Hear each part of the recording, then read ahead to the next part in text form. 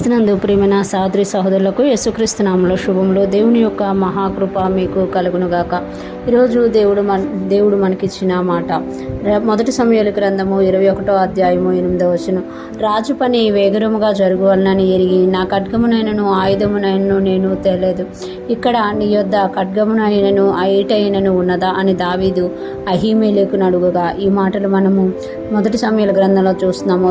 దావీదు మహారాజు ఎప్పుడైతే మహారాజు కాకముందు సౌలుకు అల్లుడుగా ఉన్నారో, సౌలు దావీదు నా తర్వాత రాజు అవుతాడని ఎరిగి అతన్ని చంపాలని చూశాడనమాట.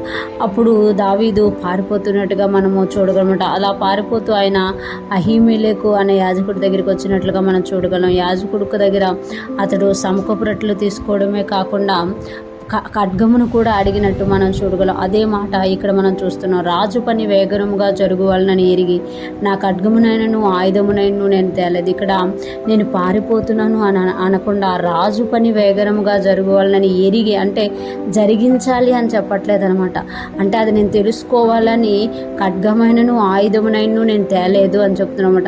అంటే ఖడ్గమైన ఆయుధమైన నేను తెచ్చుకునేది ఉండే, కానీ రాజు పని వేగరంగా జరిగించాలని ఎరిగి నేను తెచ్చుకోలేదు. కాబట్టి నీ దగ్గర ఏమైనా ఆయుధం ఉందా అని అడుగుతున్నట. ఇక్కడ నీ యొద్ద ఖడ్గమైనను ఈటె అయినను ఉన్నదా అని దావీదు అహీమెలెకును అడగగా, అంటే ఈటైన ఖడ్గమైన ఉండాలి. ఎందుకు అని అంటే రాజు దగ్గర ఉన్న ప్రతి ఒక్కరికి కూడా ఆయుధములు కలిగి ఉంటారు అనమాట. వాళ్ళు ఎప్పుడైనా శత్రువు కనబడినప్పుడు వారిని సంహరించేవారిగా ఉంటారు. ఈరోజు దేవుని యొక్క పనిలో మనం ఉన్నప్పుడు మనము కూడా ఖడ్గమును, వాక్యం అనే ఖడ్గమును, యుద్ధాయుధాలను, అంటే శత్రువును జయించే ఆయుధాలను మనం కలిగి ఉండాలి అని దేవుడు ఇక్కడ తెలియజేస్తాడు. రాజు ఇక్కడ తన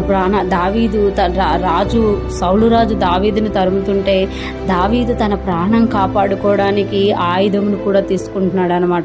ఈరోజు మన శత్రువు మనల్ని తరుముతున్నప్పుడు మనము కూడా ఆయుధమును తీసుకునే వారిగా ఉండాలి. ప్రార్థన అనే ఆయుధము, స్తుతి అనే ఆయుధము, వాక్యం అనే ఆయుధము, సత్యం అనే ఆయుధమును మనం ఎప్పుడైతే ఆ ఆయుధాలను పట్టుకొని ఉంటామో మన శత్రువు ఏ కోణంలో వచ్చినా కూడా ఆ ఆయుధము చేత మనం చేయించగలుగుతాం అనమాట. ఈరోజు ఫ్రెష్ మనం వింటున్న ప్రతి ఒక్కరూ జ్ఞాపకం చేసుకోవాలి.